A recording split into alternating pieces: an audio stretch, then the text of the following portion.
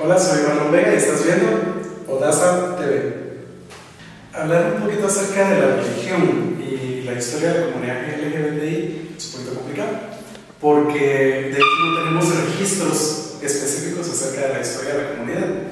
Es complicado y solamente podemos hablar acerca de testimonios, de gente que ha escrito o que ha hablado algo acerca de lo que es la comunidad, pero no una historia oficial como tal. Es una de las falencias que tenemos. Sin embargo, debemos de tener claro que, como dice algún spot, la comunidad está en todos los ámbitos de la sociedad. Entonces, no podemos omitir que durante todos estos años ha habido gente de la diversidad sexual dentro de las iglesias.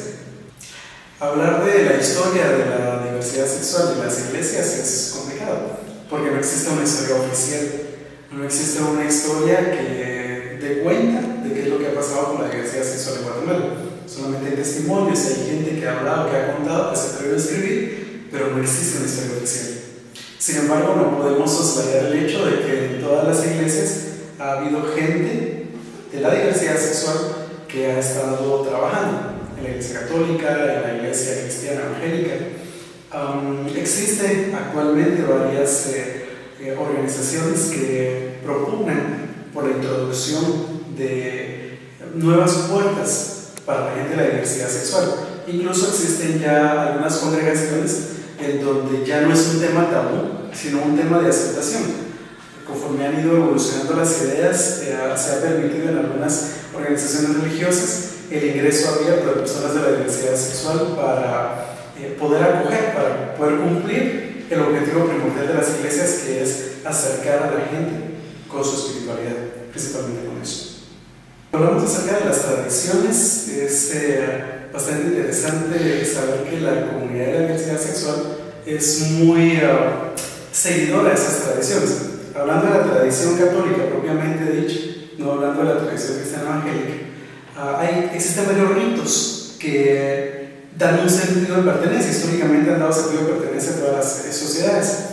Y la comunidad de la diversidad sexual, que ha sido tradicionalmente excluida, logra durante la participación de estos ritos una inclusión que es solapada, es representada, porque finalmente muchas de las personas, la mayoría de ellas que forman parte de la diversidad sexual, no expresan abiertamente su identidad. Cuando vemos, por ejemplo, desde el miércoles de ceniza, la imposición de ceniza, todos los ritos de la cuaresma, los ayunos de los viernes, las procesiones de cada uno de los domingos hasta el domingo de Ramos, la bendición de los ramos, el domingo de Ramos, las unciones de las imágenes, ya sea Viernes de Dolores o el Martes Santo, todas las situaciones que tienen que ver con los santos óleos, la imposición de la Santa Cena, el día Jueves Santo, y pues todos los ritos de la adoración de la cruz, el Viernes Santo, y pues los cortejos procesionales, nos damos cuenta de que existe gente de diversidad sexual que está armando andas, que está haciendo parte de las hermandades, que está organizando, pero abiertamente no lo dice que es parte de la diversidad sexual. Y esto responde definitivamente a una situación histórica que tiene que ver con la exclusión de la que la diversidad sexual es objeto. En una congregación, sea cual fuere, si una persona cumple con las reglas, organiza, es líder, hace las cosas bien, es una persona que va a tener una posición de rango, una posición de respeto. Pero si esa persona organiza, hace las cosas bien, sigue las reglas y dice abiertamente que tiene una identidad distinta de la heterosexual, no va a tener un espacio, a menos que sea una congregación en la que abiertamente se acepte la diversidad sexual. Cuando hablamos entonces de la participación de la diversidad sexual en los ritos, muchos de ellos lo hacen por devoción, es cierto. Muchos de ellos tienen una ferviente creencia, pero la mayoría de las personas también lo hacen como un sentimiento de culpa. Lo vemos, digamos, en la situación del tipo de vida que se lleva. Yo estoy clarísimo en que la fe es un modo de vida, no son ritos, no son expresiones externas, no es solo una situación para que la gente me vea o de una sola época. La fe es un modo de vida.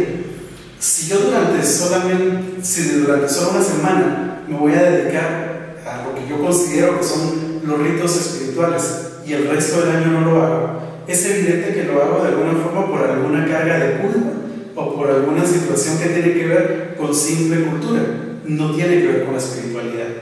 Sin embargo, si existe durante toda la vida un proceso en el que hay una perseverancia, entonces se puede hablar de espiritualidad. Naturalmente, cada persona tiene su manera de vivir la espiritualidad, no podemos juzgar, será Dios quien haga juzgarlo, pero es evidente que, como dijo Cristo en el Evangelio de Mateo, por los frutos conocemos qué tipo de árboles son los árboles. Y si alguien únicamente hace las cosas como ritos externos durante una época y el resto del año no lo hace, nuestras propias conclusiones podemos sacar. En resumen, la participación de la diversidad sexual en todos los ritos de la Semana Santa, principalmente los ritos católicos, responderían, según mi punto de vista, a situaciones culturales, de ver la Semana Santa igual en el mundo, a devoción mal encausada, más bien encaminada por la culpa. Desafortunadamente, mucha de la gente de la diversidad sexual considera a Dios un juez de látigo, un juez que culpa, un juez que señala, alguien que únicamente está buscando las situaciones por las cuales estamos haciendo las cosas mal. No encuentran en el concepto de Dios lo que dice el apóstol Pablo en 1 Corintios 13, respecto a que siendo la preeminencia del amor y siendo Dios amor, no hay nada que nos separe del amor de Dios, como dice Romanos. El Papa es el líder espiritual de la Iglesia Católica. Evidentemente hay quienes lo ven como una figura de alto respeto, hay quienes lo ven solo como una figura política, y hay quienes dentro del mismo seno de la Iglesia Católica pues lo ven como alguien más. De ahí que existen muchas denominaciones de libertad de conciencia. Para las personas que son eminentemente católicas, las palabras del pontífice tienen bastante peso. No obstante, hay que tomar en cuenta que dentro de la Iglesia Católica existen también alas conservadoras y alas de la misma comunidad católica, que son más abiertas a las nuevas ideas. El Papa Francisco es una persona de ideas muy abiertas. Su estilo papal durante el último año ha sido completamente diferente a la de su antecesor. Sin embargo, las palabras que él dijo han sido de alguna forma procesadas, interpretadas de diferente forma. Él lo que dijo es algo que es parte de la teología de la Iglesia Católica, es algo de la teología cristiana en general, porque el Papa dice, a la hora que le pregunta a un reportero, bueno, ¿usted qué piensa de los homosexuales? Y el Papa lo que dice es, ¿quién soy yo para juzgarlos? Tomando una actitud bastante humilde, no una actitud de señalamiento, sino una actitud teológicamente correcta y políticamente correcta. ¿Tiene repercusión eso en Guatemala? Lo dudo mucho. Es una posición que tiene que ver con el pontífice, no es algo doctrinario, no es algo que forme parte de las bulas papales ni de la doctrina de la Iglesia Católica, fue simplemente un comentario de un papa que viene de una cultura. Recordemos que él era arzobispo de Buenos Aires y en Argentina ya está legalizado el matrimonio entre personas del mismo sexo. Entonces el contexto del cual viene el Papa es un contexto diferente al de la Curia Romana, diferente al contexto nuestro también. Entonces yo diría que sería demasiado atrevido considerar que las palabras del pontífice en este sentido fueran a tener alguna repercusión positiva o negativa en Guatemala.